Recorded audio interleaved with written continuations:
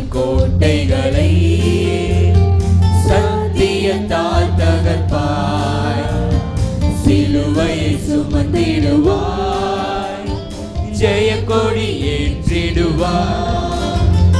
சாத்தானின் கோட்டைகளை சத்தியத்தால் தகர்ப்பாய். சிலுவையை சுமந்திடுவாய், ஜெய கொடி ஏற்றிடுவாய்.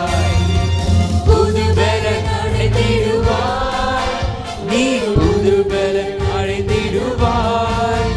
நீ புது பலன் அடைந்திடுவாய், நீ புது பலன் அடைந்திடுவாய்.